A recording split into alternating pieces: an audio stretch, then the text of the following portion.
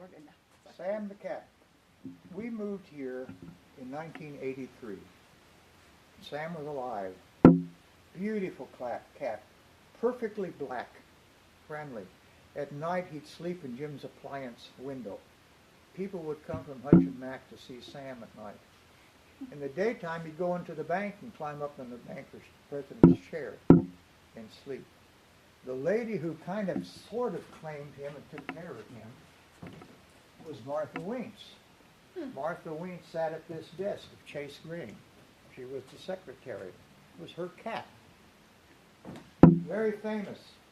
If he was crossing the street, high school students would stop for him because they knew how important Sam was to the community. He was a community cat.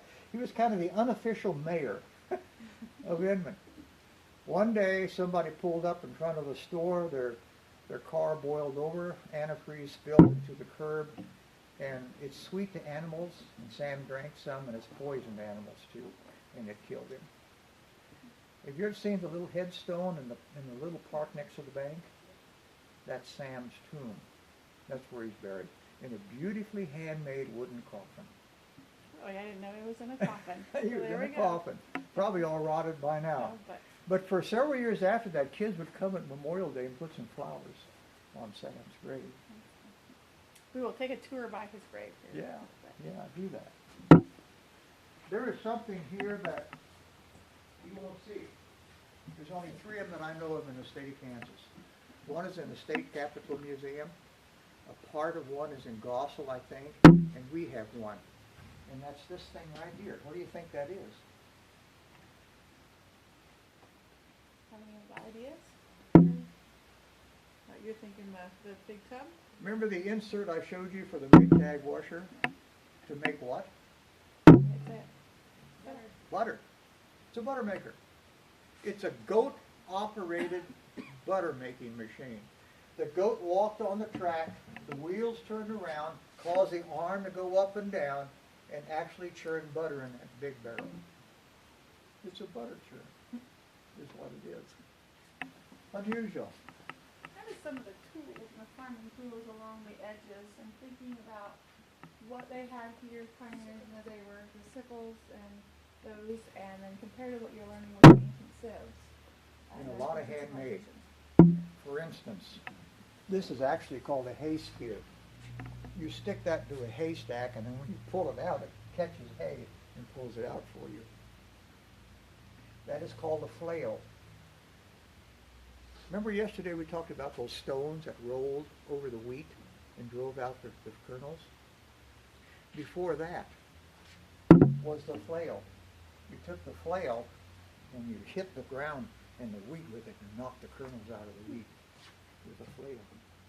And of course you had the scythes, which would have cut the wheat before the McCormick reaper. You cut the wheat, and then you pick it off the ground, and you use some of the wheat to tie it together. You stacked it into a bundle. You made a bundle and stacked the bundles into a stack. And then you would take a pitchfork with a hay rack came along, and you pitch the bundles into the hay rack, and then the horses would pull the hay rack to the threshing machine, and you pitch the bundles off of the hay rack into the threshing machine, and the straw went out the back side, and the wheat came out the front side into your wagon, and you drove your horses home with your wagon to the barn, and you opened the little granary door, and you hand shoveled the grain into the barn. A lot of work. Believe me, a lot of work. When you had wheat or corn, which is what your livestock ate, you probably had a granary. This is why I call this the granary. Because right there's a granary door. And the higher the wheat that you shoveled into the granary, the more wooden pieces you dropped in the doorway. And some people had a little board on the bottom they could lift up and shove that little utensil in there and bring out a little shovel load for the chickens or the ducks or whatever. Hand labor. Everything hand labor. Very expensive. Very labor intensive, I should say. A lot of handmade stuff. A handmade wooden shovel. Hand carved. You couldn't buy things. You had to make them. This is the corn room. Corn was an important product. different kind of planters, hand planters for grain and corn. I just got that old maple and iron hand planter. They said it was Amish, I don't know. And of course, potato planter, a seed planter to dig a row, to plant something in. A seed cleaner, a corn sheller. I remember operating that one when I was a kid, or tried to. I had to feed the ducks. And even in those days, you could dehydrate corn and save it for winter, and then add water to it, and it would regenerate again. You would dry out the corn with that hydrator.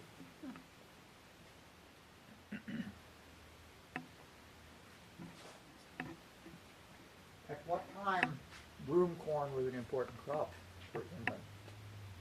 A lot of people raised broom corn. Here, broom corn, of course, was used for feed, and you would save the sticky part like this to make brooms out of it. You cut it off there, put it on a handle here, you had wire that went around here, and you made a broom. This is a handmade thing. It's all handmade. I think even the nails and stuff are handmade. That door I found is over 100 years old. It's got a handmade latch and works perfectly. If you opened the door, there'd be a sign back there that said, "Welcome to the Inman Museum."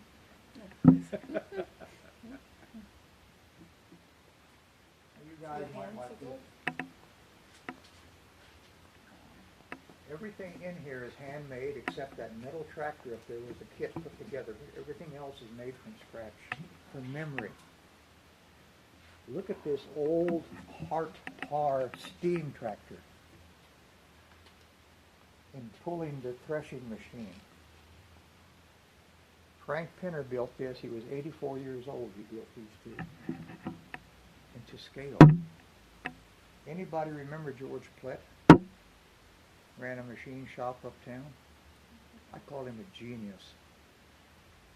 He made this tractor and threshing machine. The tractor runs by air pressure. You put an air hose on here and put fresh air in there, and the tractor runs. And the belt turns, and the whole threshing machine operates. And he said everything inside of there is built to scale, everything. And if you had wheat small enough, it would thresh it. When we talked about threshing wheat, you would toss the bundles into here. You would crank this around to the other side, and that's where the straw came out of to make the haystack or the straw stack. And here is where the wheat would have come out. You would have driven your horses would have carried your little wagon right here, and the wheat would have gone into the wagon out of that tube. So input, output, straw stack. Wow. Think you could make those? Here's your next makerspaces, guys. Right there. That's right. Everything in here were freebies that were given away by different businesses of Inman as an advertisement. This is all advertisement. Remember I told you Christian Ashman made furniture and household utensils? Okay. These things right here he made. There's a couple tools he used in the process. A wooden mallet hammer. Here is his family. And you can walk around in between there if you wish. But everything in here and on the walls were the giveaways by Inman business.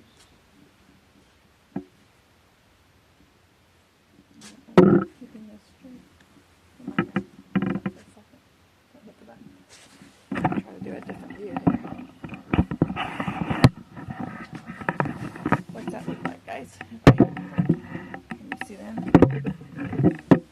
Or do I still need to tip it?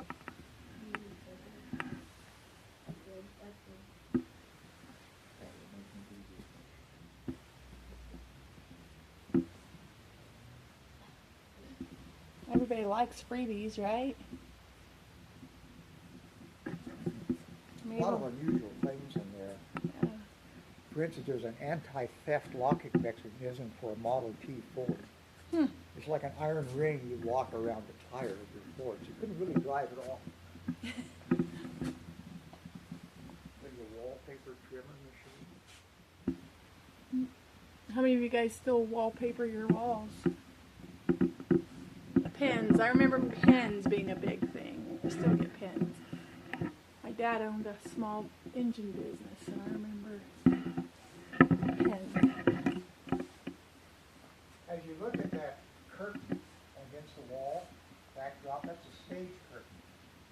Turkey Creek School, that was their stage curtain. About, Turkey Creek was in operation about 1926 to 1968. Most country schools closed in the 60s. It didn't exist after that.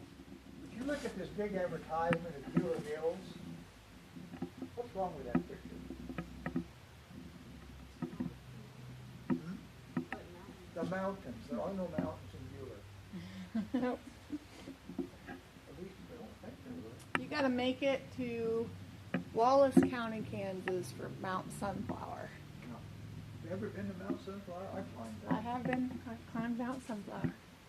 It's kind of like a hill in the middle of a pasture, Just but it's wanna at the walk. elevation. Yeah, you used to walk there. Yep.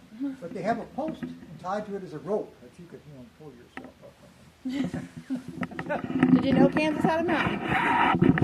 Yes, you did. Mount Sunflower. If you're in the license plates, there's a license plate for McPherson County every year that they ever existed. From 1913 up to present time. The new ones I have in storage. But these are all McPherson County. In the first years, they didn't put dates on them. But if you count back, see, here's 21, 20, 19, 18, 17, 16, 14, 13, 12. 1912 was the very first license plate. During World War II, when metal was scarce, because metal was for war effort in the 40s, all you got was something like this. You kept the same tag, and you got a little identification thing, because they couldn't afford to make more tags. 'Cause now we get the little little sticker that you put on. On my bicycle, I had something like this hanging. Do a copy of the license plate tag. Some people used to put them on their keys. I put them on my bike. See, this is from 1952. I remember when I was little, it was cool to have a little license yeah. plate for your bicycle. Yeah, you had to have license those. plate. They had to have those. There's a player piano. Player piano. You had a roll of paper with holes in it. And you pumped with your feet to get the mechanism going. Didn't have to use the keys, and it would play a beautiful tune. Called a player piano. Foot operated. Didn't have to do music then, right? You Yeah. just gotta do is Yeah. be able to pump If it. you were wealthy enough, you had a player piano in your home. Because music was important, like I said. Everybody loved music. This is simply sort of like a little garage would have been for car repair, tire repair, tools, old-fashioned tools. If we ever add on, I will go through right here Oh, to a building out here, and then I'll expand this garage a little bit, and plus a lot of other things that we need to display that we can't display. So if you have $20,000 extra in your pocket, it'd be nice to have that. and the museum would take donations. I would take it at 20,000. Yeah. Another station we talked about. Notice the bathrooms.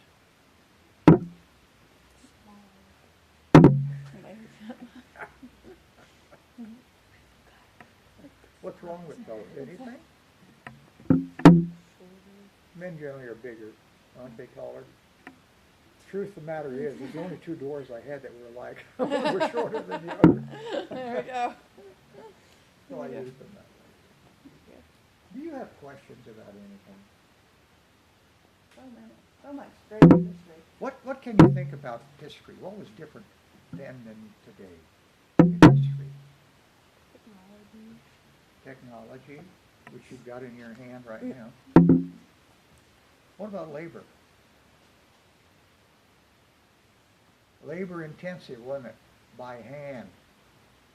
Most things were made of what two products? Let's see, wood. Wood and iron, yes. Wood and iron. Everything wood and iron. Heavy. Durable. Why we still have it. Lasted a long time. Today it's all plastic and light and you throw it away. So it's not good. And that's how they used everything. They one way, then they'd use it for something else. Never threw anything away. Yeah. There's a farmhouse in the country's been empty for a lot of years. I've been able to get some things from there. In fact, the summer kitchen and hog farrowing building you saw yesterday came from that farm, with permission, of course. But in the outbuildings and in the house is everything that ever was put into that place. I think every tin can they ever opened up, every newspaper they ever received was still there, along with a very large black snake, which lived up on the stairs in the bedroom. They came up during Depression years. They didn't have anything. See, I grew up during Depression years. I appreciate food. Yep, you just be able to have. Yeah. Didn't have much of it when I was growing up.